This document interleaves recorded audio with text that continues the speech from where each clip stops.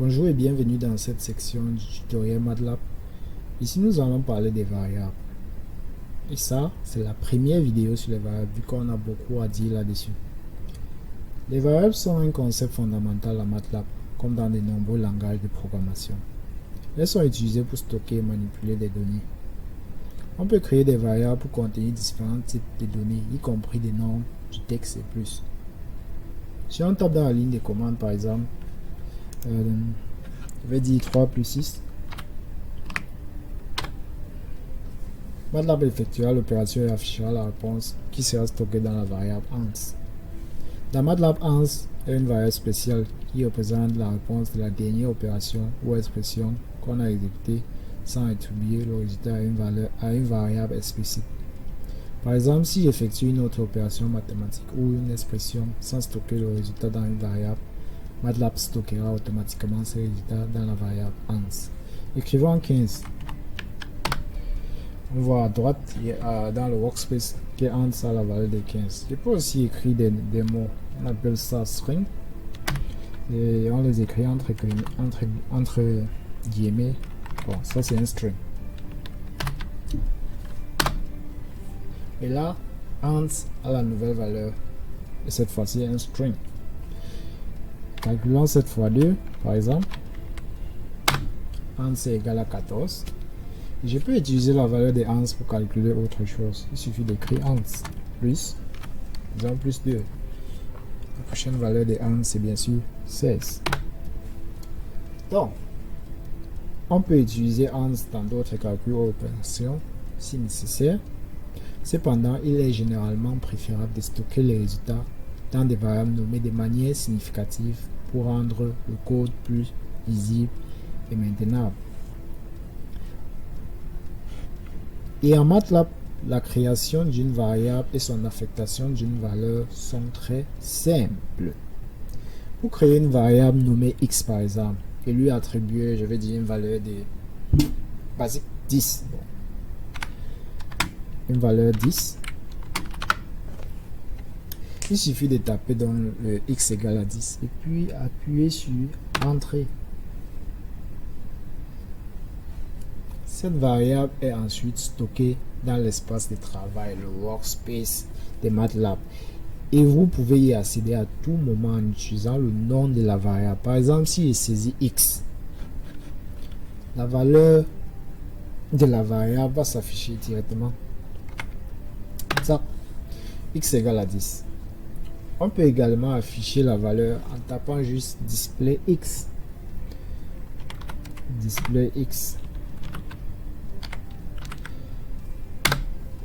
Display x s'affiche directement. Display x, on l'utilise la plupart du temps dans l'éditeur qu'on va voir dans une prochaine vidéo.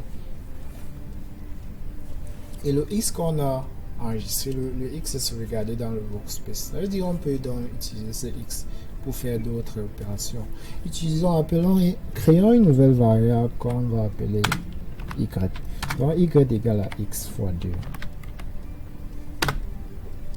On a y égale à 20 bien sûr. Si je viens ici et je place mon curseur là sur x, je constate que x, il y a 1 fois 1 et il y a double. En fait, les matrices sont le format des données de base de MATLAB.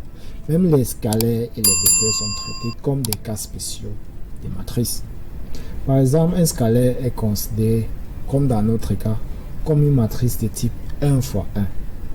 Et un vecteur est représenté sous forme de matrice 1 fois n, c'est-à-dire une ligne, plusieurs colonnes. Donc, qu'est-ce qui signifie donc double? Double indique que le type de données de la variable x est double. En MATLAB, double est un type de données qui représente des nombres réels en double précision, c'est-à-dire des nombres à virgule flottante sur 64 bits. Un peu d'informatique. C'est le type de données par défaut pour les nombres réels en MATLAB.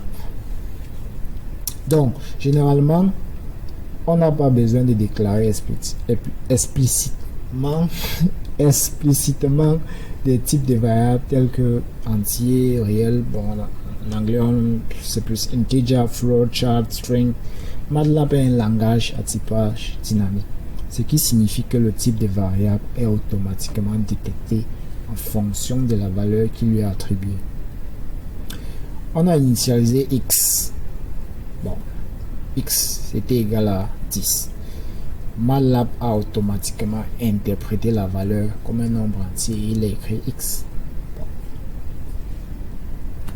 C'est bien ou pas?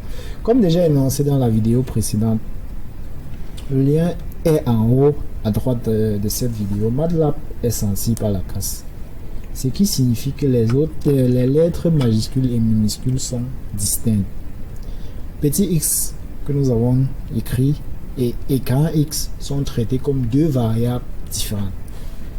Écrivons grand X égale à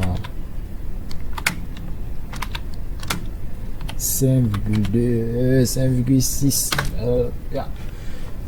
Bon, vous voyez, grand X s'affiche ici à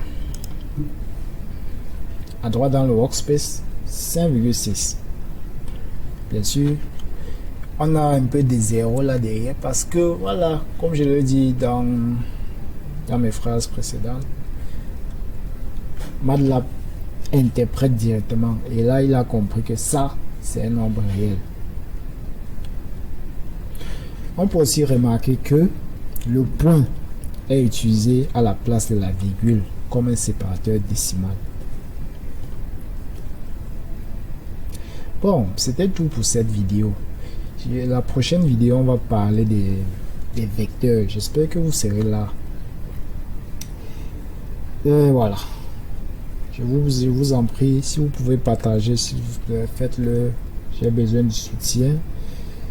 Moi, je suis en train d'apprendre, mais je pense que voilà, si on le fait ensemble, on va vite atteindre nos buts, quoi. À la prochaine pour une nouvelle vidéo. Ciao, ciao.